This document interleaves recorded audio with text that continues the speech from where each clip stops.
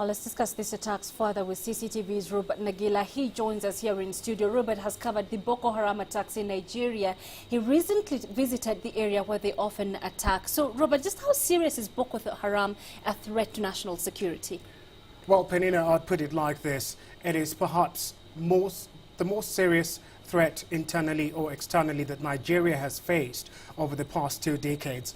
The very fact that Boko Haram is able to strike at will at not just the so-called soft targets, but military targets as well.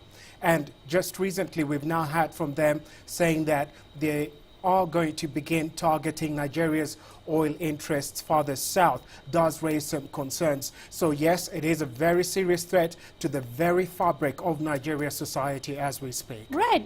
Talking about the so-called soft targets, they've been attacking civilians more frequently now. What do they hope to achieve by doing this?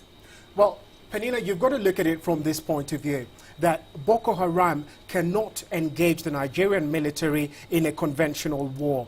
Nigeria has one of the most powerful militaries in Africa. They've got the hardware, they've got the training as well. So how do you engage one of the most powerful militaries in Africa?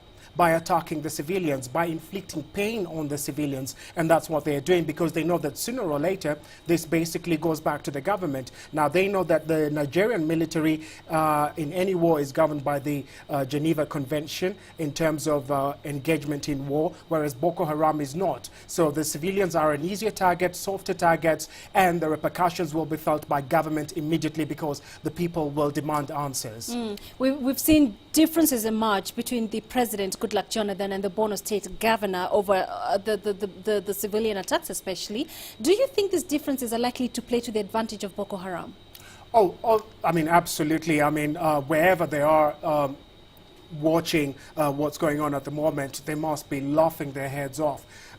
Now, the comments themselves by the governor were very unfortunate. However, one also has to understand where he's coming from. Borno and Yobe states have been the targets of Boko Haram attacks for a very long time now. They've felt the brunt of the Boko Haram force itself, and they've paid the price in terms of injuries and deaths inflicted on the civilian population. Now, what he said that Boko Haram are better trained or better equipped than the Nigerian military is not true.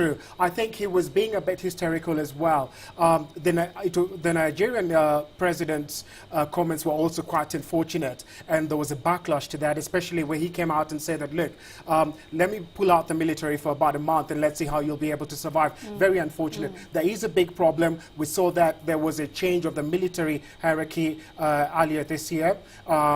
We heard from the military chief saying that he expects there to be a significant turnaround by April. However, a lot of people that we've talked to are saying that's a bit too optimistic. They don't see that. And at this particular moment in time, the government, the military need to change their tactics. We've already seen the Nigerian president extend an olive branch to Boko Haram, saying that he is prepared to sit down and talk to them if they are prepared. However, talk to the Nigerian people, I don't think that's what they're looking for at this particular moment. All right, let's leave it there for now, Robert. Thank you very much for those insights. Robert Nagila, live with us here in studio.